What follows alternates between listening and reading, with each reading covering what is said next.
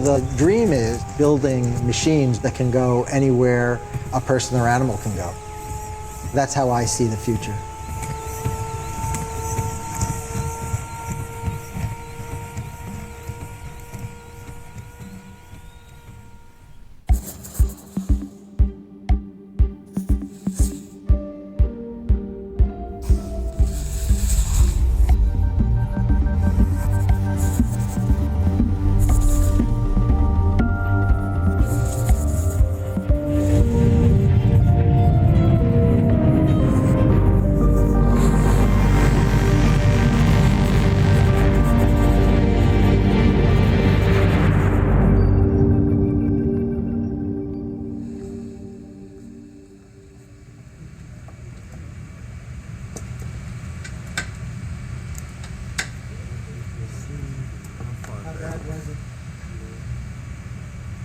It's sliced.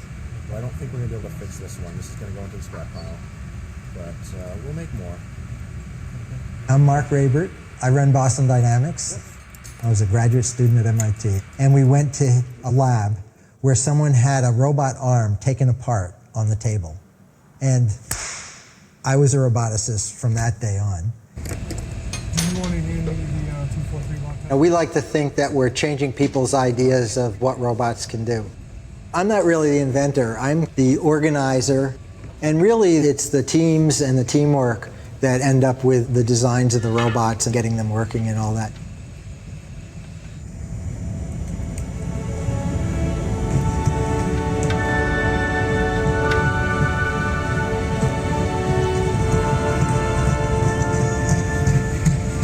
We think of many of our robots as being biologically inspired. We look at the things the animal can do and then say, okay, how can we, using human-made engineering techniques, build something that begins to approximate that?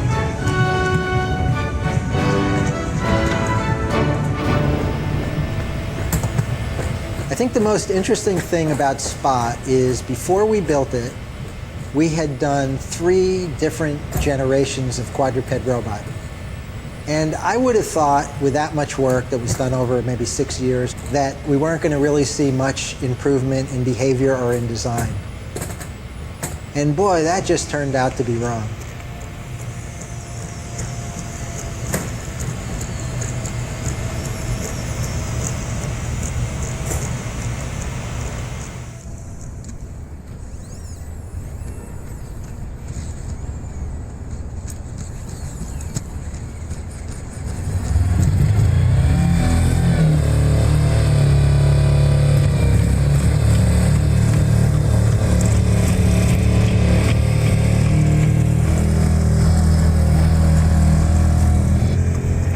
Alpha Dog is a 800-pound robot that's designed to carry 400 pounds of payload and to travel about 20 miles.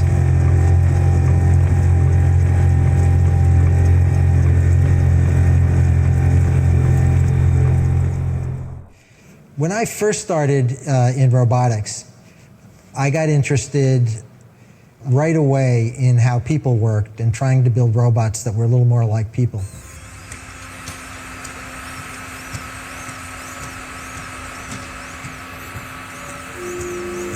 Atlas is a robot in roughly a human form.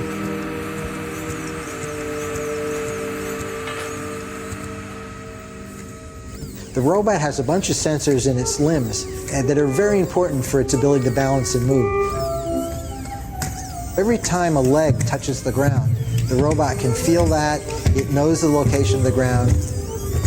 It means that it doesn't have to rely on the vision being so precise that it can see where a foot's going to touch, it can feel it. It's easy to just take for granted the capabilities that people have. When people handle things, they don't just use their arm, they really use their whole body. And if you look carefully at Atlas handling the box, it's really using its whole body in order to extend the reach of the arm.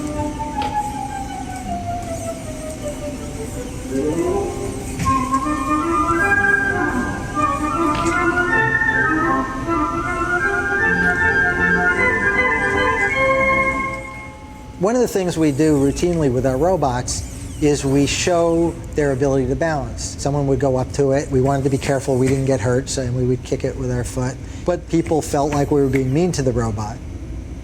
Everybody's got their own idea of what the robot's thinking, and they imagine much more than is actually going on in the robot's head.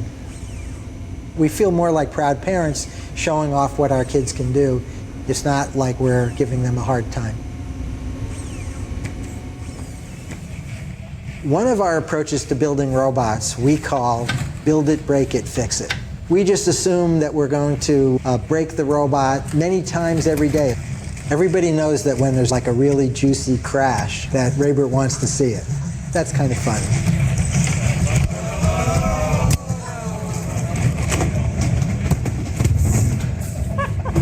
I'm dead. So one of the things that we've started to do recently is make it so our robots can stand back up after they've fallen down.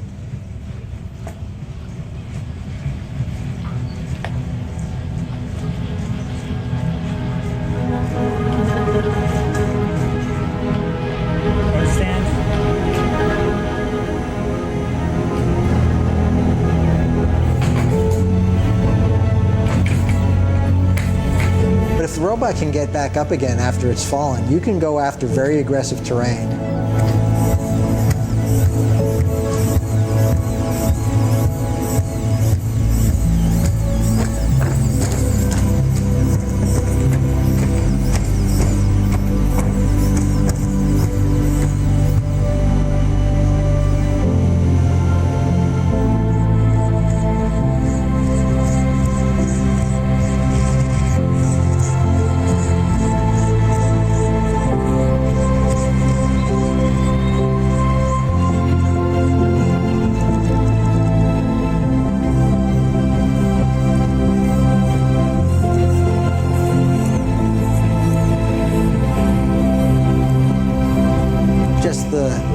The thrill of building a machine and seeing it do stuff that no one has ever seen a machine do before.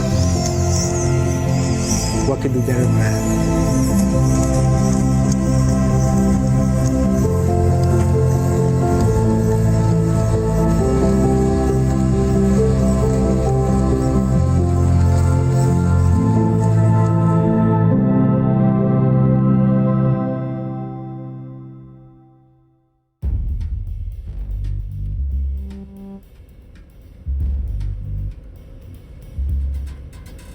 Fighting fire with fire. Conventional wisdom says that's an exercise in futility.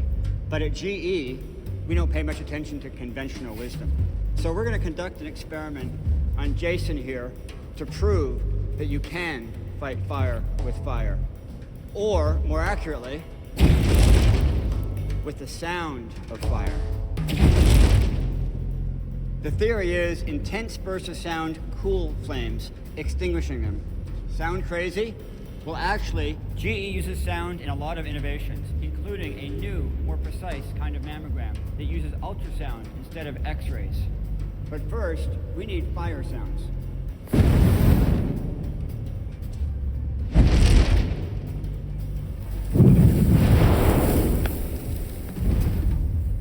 We'll need to mix these fire sounds to create the perfect frequency and intensity.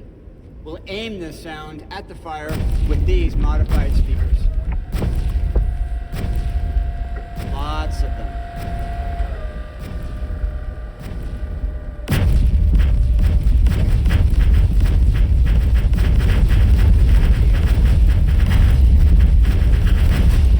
Ready, Jason? Light him up.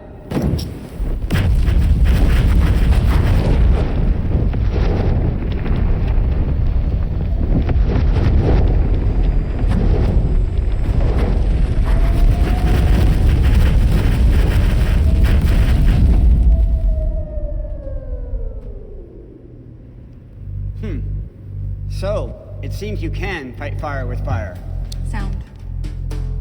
And if we can fight fire with fire, imagine the other impossible things we can do.